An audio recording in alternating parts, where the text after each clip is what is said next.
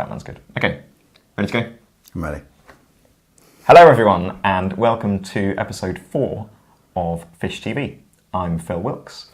This is Dr. Duncan Walling, and Hello. Together with founders of 14 Fish. So we're very excited because episode 1 of Fish TV has now had over 100 views, which is great. So thank you to everyone who's watched and to everyone who's sent in questions. Should we kick it off with our first question? Why not? Why not? Oh, we should. Last episode, by the way, you wished good luck to Murray. Oh yeah, and it worked. He won. So well done, Andy. Yeah. Good stuff. Good tennising. So can we have the first question, Liz? So this is from Mohammed Saeed, and he says, I'm a GP ST3, passed the CTT and ARCP exams, but there's a 2-month gap before he's officially a GP. If we sign up to your toolkit and start recording stuff, will it actually count towards the yearly GP appraisal? Or is it just a waste of time, as we would technically still be a GP reg? Duncan? Awesome question. It is a good question. So, and we always try and not be too specific in terms of GP. I think this answer applies to anyone. So a nurse trainee, any form of doctor trainee. And not just people using our toolkit either. Very good, Health Warning. You're exactly right. Yep. Yes, although why are you using any other toolkit? But no, I'm just joking. The answer I gave to Mohammed, because this came into our system, was that actually, so when you do your first appraisal, any information can be counted from your previous appraisal. Now, in training, you still have appraisals, albeit they have a different form and a different structure to the appraisals you're going to have as a structured medical appraisal as doctors.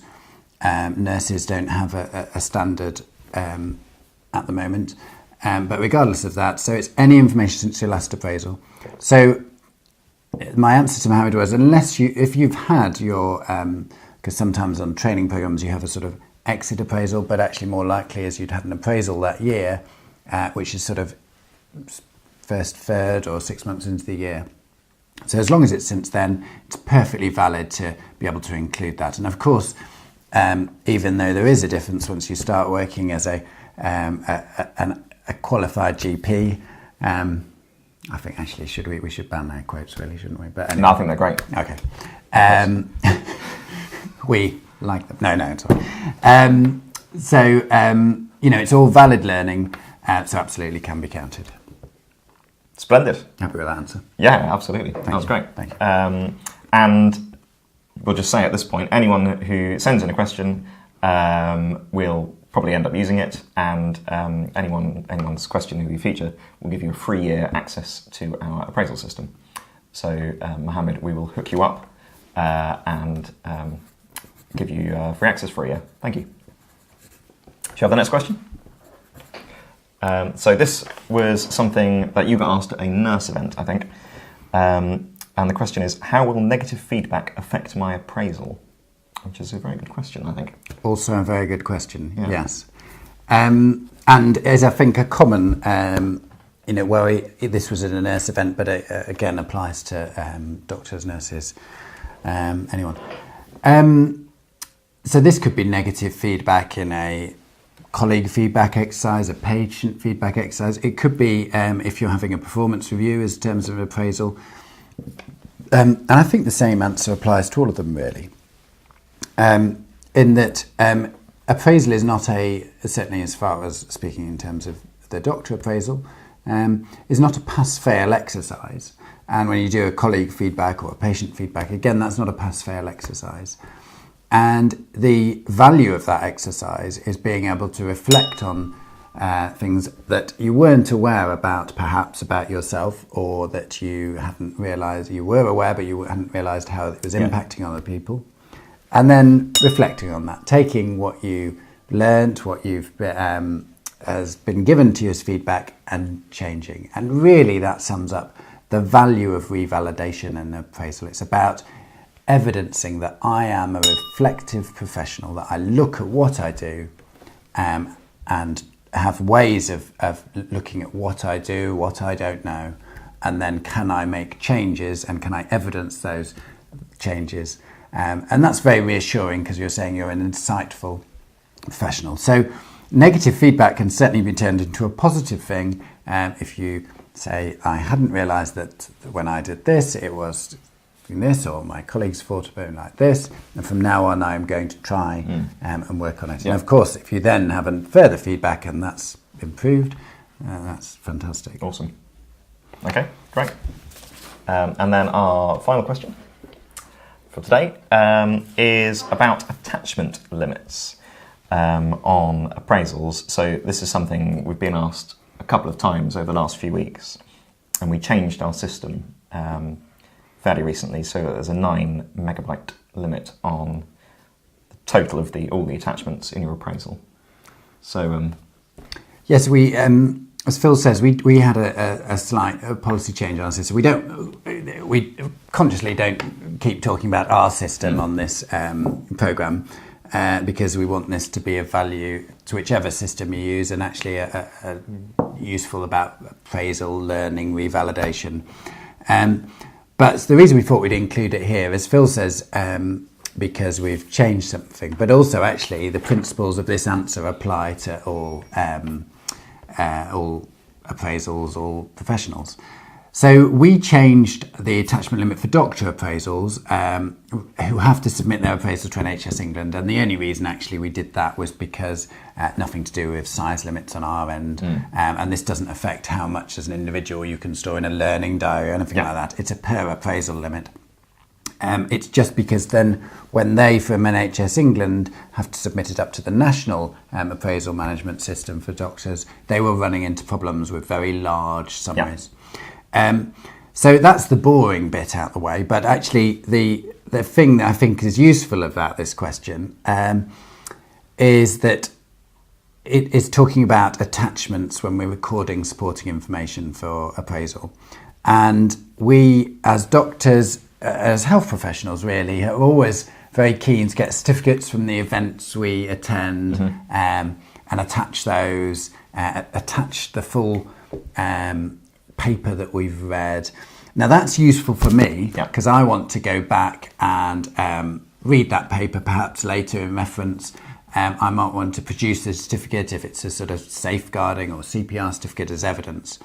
But my appraiser doesn't really want to see all that. We don't want them to have to open an attachment, look through it to find the evidence. And actually, what does it prove? That if you've got a certificate from event attendance, it proves I was there, but it doesn't prove I've learned anything. So as always, the key is about the learning. So we're moving away from producing certificates and providing certificates. Yes, still store them on our system as a sort of reference, or any system as a reference. But actually, in terms of appraisal, the appraiser doesn't want to see the attachments really. They want to see brief learning points, what you've learned, and of course the reflection, what will you do differently in future? How has it affected or reinforced your practice? we must get that reflection bell. Yes. Reflection. Christmas is coming, and that's Yes. what we're thinking of getting for Philip. Yeah, sounds great. I noticed your iPad there. I was prompted to ask you about it, and I've forgotten what you're So excited we've been about the working iPad at the on moment. the new version of our Learning Diary app, so it's now fully iPad optimized. You'll now be able to use the iPad in landscape mode, which has been a long time coming, but that should make it much easier to type and get around it and everything. And you'll be able to download that hopefully in a week or two, once it's been approved by Apple. I think that's everything for this episode, except to say, please do follow us and so on all the different social media things. So subscribe to our YouTube channel. How? Because this down episode there. we've had this sort of, and as our intention. Sorry to interrupt you mid-flow with the thing. I just want to, just before we get to quite that. It relies on getting, it's going to be much more useful, I think, if we can get content from yourselves. So please do submit questions, because it makes it much more feel real for us and for you. These are all real questions that we've had so far, but as we've said, more. Some have been taken from events and submitted to our support. But Philip, how would someone submit a question to us if they wanted to? Very good. That was a good question. Thank you. We could do an episode on that.